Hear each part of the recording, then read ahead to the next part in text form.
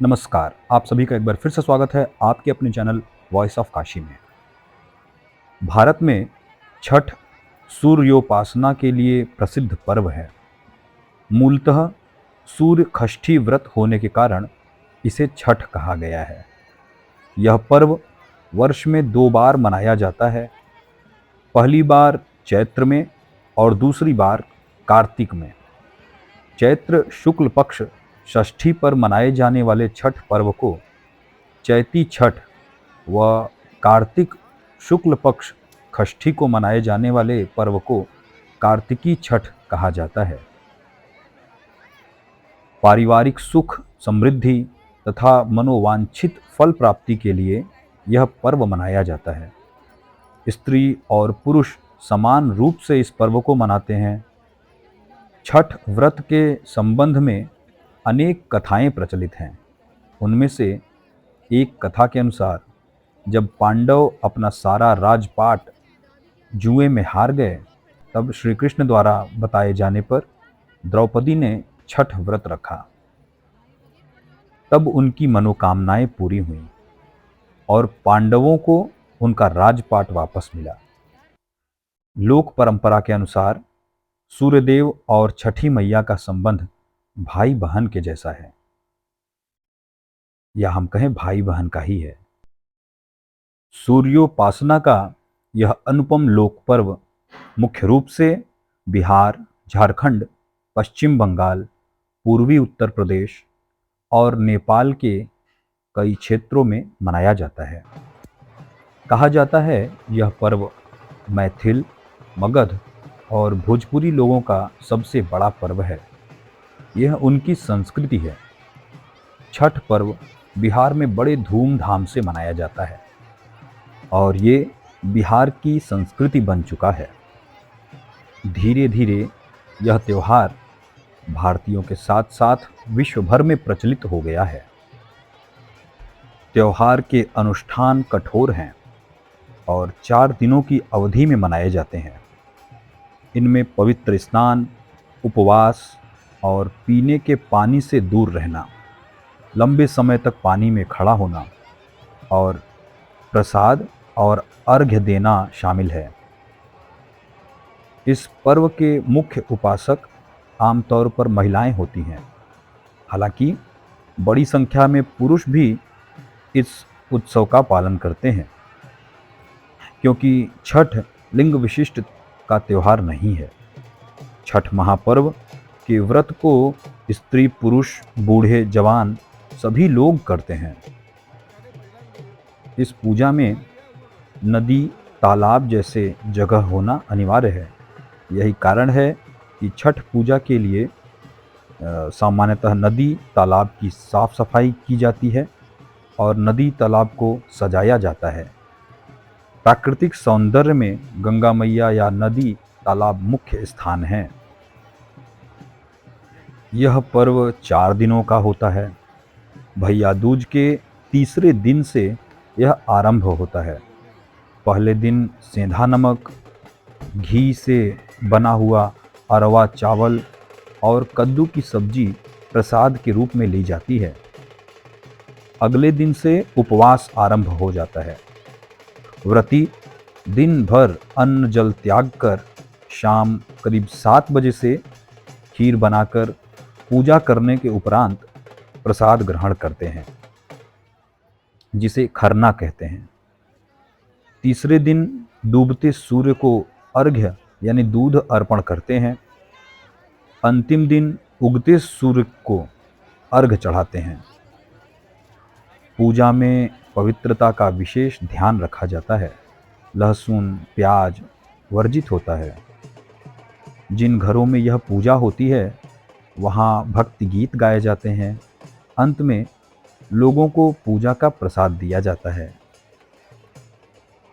छठ पर्व का पहला दिन, जिसे नहाए खाए के नाम से जाना जाता है, उसकी शुरुआत चैत्र या कार्तिक महीने के चतुर्थी यानी कार्तिक शुक्ल चतुर्थी से होती है। सबसे पहले घर की सफाई कर उसे पवित्र किया जाता है। उसके बाद व्रती अपने नज़दीक में स्थित गंगा नदी या गंगा की सहायक नदी या तालाब में जाकर स्नान करते हैं। व्रती इस दिन नाखून वगैरह को अच्छी तरह से काटकर स्वच्छ जल से अच्छी तरह बालों को धोते हुए स्नान करते हैं। लौटते समय वो अपने साथ गंगा जल लेकर आते हैं, जिसका उपयोग वे खाना बनाने में करते हैं। वे अपने घर के आसपास को साफ सुथरा रखते हैं। व्रती इस दिन सिर्फ एक बार ही खाना खाते हैं। खाना में व्रती कद्दू की सब्जी, मूंग, चना दाल, चावल का उपयोग करते हैं। तली हुई पूड़ियाँ, पराठे, सब्जियाँ आदि वर्जित हैं। यह खाना कांसे या मिट्टी के बर्तन में पकाया जाता है। खाना पकाने के लिए आम की लकड़ी और मिट्टी के चूल्हे का इस्तेमाल किया जाता है। जब खाना बन जाता है तो सर्वप्रथम व्रती खाना खाते हैं, उसके बाद ही परिवार के अन्य सदस्य खाना खाते हैं। छठ पर्व का दूसरा दिन, जिसे खरना या लोहंडा के नाम से जाना जाता है, चैत्र या कार्तिक महीने के पंचमी को मनाया जाता है। इस दिन व्रती पूरे दिन उपवास रखते हैं। इस दिन व्रती अन्न तो दूर की बात है, सूर्यास्त से पहले पानी की एक बूंद तक ग्रहण नहीं करते। शाम को चावल, गुड़ और गन्ने के रस का प्रयोग कर खीर बनाया जाता है। खाना बनाने में नमक और चीनी का प्रयोग नहीं किया जाता। इन्हीं दो चीज़ों को पुनः सूर्य देव को नैवेद्य देकर उसी घर में एकांत करते हैं, अर्थात एकांत रहकर उसे ग्रहण करते हैं। परिवार के सभी सदस्य उस समय घर से बाहर चले जाते हैं ताकि कोई शोर न हो सके। एकांत से खाते समय व्रती हेतु किसी तरह की आवाज़ सुनना पर्व के नियम के विरुद्ध है। पुनः व्रती खाकर अपने सभी परिवारजनों एवं मित्रों, रिश्तेदारों को वही खीर रोटी का प्रसाद खिलाते हैं। इस संपूर्ण प्रक्रिया को खरना कहते हैं। चावल का पिट्ठा व घी लगी रोटी भी प्रसाद के रूप में वितरित की जाती है। इसके बाद अगले 36 घंटों के लिए व्रती निर्जला व्रत रखते हैं। मध्य रात्रि को व्रती छठ पूजा के लिए विशेष प्रसाद ठेकुआ बनाती हैं। छठ पर्व का तीसरा दिन, जिसे संध्या अर्घ्य के नाम से जाना जाता है, चैत्र या कार्तिक शुक्ल षष्ठी को मनाया जाता है। पूरे दिन सभी लोग मिलकर पूजा की तैयारियां करते हैं। छठ पूजा के लिए विशेष प्रसाद जैसे ठेकुआ, चावल के लड्डू, जिसे कचवनिया भी कहा जाता है, यह सब बनाते हैं। छठ पूजा के लिए एक बांस की बनी हुई टोकरी, जिसे दौरा कहते हैं, उसमें पूजा के प्रसाद फल डालकर देवकारी में रख दिया जाता है। वहाँ पूजा अर्चना के बाद शाम को एक सूप में नारियल, 5 प्रकार के फल और पूजा का अन्य सामान लेकर दौरा में रखकर घर का पुरुष अपने हाथों से उठाकर छठ घाट पर ले जाता है। यह अपवित्र न हो, इसलिए इसे सर के ऊपर की तरफ रखते हैं। छठ घाट की तरफ जाते हुए रास्ते में प्रायः महिलाएं छठ का गीत गाते हुए जाती हैं। नदी या तालाब के किनारे जाकर महिलाएं घर के किसी सदस्य द्वारा बनाए गए चबूतरे पर बैठती हैं। नदी से मिट्टी निकालकर छठ माता का जो चौरा बना रहता है, उस पर पूजा का सारा सामान रखकर नारियल चढ़ाते हैं और दीप जलाते हैं।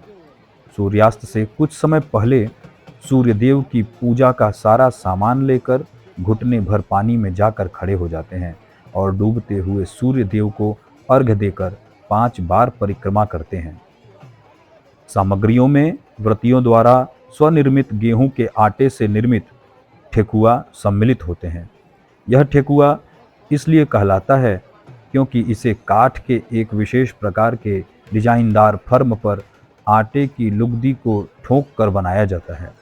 उपरोक्त पकवान के अतिरिक्त कार्तिक मास में खेतों में उपजे सभी नए कंदमूल, फल, सब्जी, मसाले व अन्न आदि यथा गन्ना, ओल, हल्दी, नारियल, नींबू, पके केले आदि चढ़ाए जाते हैं। ये सभी वस्तुएं साबूत ही अर्पित होते हैं। इसके अतिरिक्त दीप जलाने हेतु नए दीपक, नई बत्तियां व घी ले जाकर घाट पर दीपक जलाए जाते हैं इसमें सबसे महत्वपूर्ण अन्न है वह है कुसही केराव के दाने। हल्का हरा काला मटर से थोड़ा छोटा दाना है जो टोकरे में लाए तो जाते हैं, पर सांध्य अर्घ में सूरज देव को अर्पित नहीं किए जाते। इन्हें टोकरे में कल सुबह उगते सूर्य को अर्पण करने हेतु सुरक्षित रख दिया जाता है। बहुत सारे लोग घाट पर रात भर ठहरते हैं। वहीं कुछ लोग छठ का गीत गाते हुए सारा सामान लेकर घर आ जाते हैं और उसे देवकरी में रख देते हैं। चौथे दिन कार्तिक शुक्ल सप्तमी की सुबह उदीयमान सूर्य को अर्घ दिया जाता है। सूर्योदय से पहले ही व्रती लोग घाट पर उगते सूर्यदेव की पूजा हेतु पहुंच जाते हैं और शाम की ही तरह उनके परिजन उपस्थित रहते हैं। संध्या अर्घ में अर्पित पकवानों को नए पकवानों से प्रतिस्थापित कर दिया जाता है, परंतु कंदमूल फलादि वहीं रहते हैं। सभी नियम विधान सांध्य अर्घ की तरह ही होते हैं। सिर्फ व्रती लोग इस समय पूरब की ओर मुंह कर पानी में खड़े होते हैं व सूर्योपासना करते हैं। पूजा अर्चना समाप्तोपरांत घाट का पूजन होता है। वहां उपस्थित लोगों में प्रसाद वितरण करके व्रती घर आ जाते हैं और घर पर भी अपने परिवार आदि को प्रसाद वितरण करते हैं। व्रती घर वापस आकर गांव के पीपल के पेड़, जिसको ब्रह्म बाबा कहते हैं, वहां जाकर पूजा करते हैं। पूजा के पश्चात व्रती कच्चे दूध का शरबत पीकर तथा थोड़ा प्रसाद खाकर व्रत पूर्ण करते हैं, जिसे पारण या परना कहते हैं। व्रती लोग खरना दिन से आज तक निर्जला उपवासोपरांत आज सुबह ही नमक युक्त भोजन करते हैं। छठ उत्सव के केंद्र में छठ व्रत है, जो एक कठिन तपस्या की तरह है। यह छठ व्रत अधिकतर महिलाओं द्वारा किया जाता है। कुछ पुरुष भी इस व्रत को रखते हैं। व्रत रखने वाली महिलाओं को परवैतिन कहा जाता है। 4 दिनों के इस व्रत में व्रती को लगातार उपवास करना होता है। भोजन के साथ ही सुखद शैया का भी त्याग किया जाता है। पर्व के लिए बनाए गए कमरे में व्रती फर्श पर एक कंबल या चादर के सहारे ही रात बिताती हैं। इस उत्सव में शामिल होने वाले लोग नए कपड़े पहनते हैं, जिनमें किसी प्रकार की सिलाई नहीं की गई होती। व्रती को ऐसे कपड़े पहनना अनिवार्य है। महिलाएं साड़ी और पुरुष धोती पहनकर छठ करते हैं। छठ पर्व को शुरू करने के बाद सालों साल तब तक करना होता है जब तक कि अगली पीढ़ी की कोई विवाहित महिला इसके लिए तैयार न हो जाए। घर में किसी की मृत्यु हो जाने पर यह पर्व नहीं मनाया जाता। ऐसी मान्यता है कि छठ पर्व पर व्रत करने वाली महिलाओं को पुत्र रत्न की प्राप्ति होती है। पुत्र की चाहत रखने वाली और पुत्र की कुशलता के लिए सामान्य तौर पर महिलाएं यह व्रत रखती हैं। पुरुष भी पूरी निष्ठा से अपनी मनोवांछित कार्य को सफल होने के लिए यह व्रत रखते हैं। दोस्तों, यदि वीडियो पसंद आया हो तो इसे लाइक करें, चैनल को सब्सक्राइब करें और दूसरों से भी शेयर करें ताकि उन्हें भी इसी प्रकार के और वीडियोस मिलते रहें समय समय पर। धन्यवाद।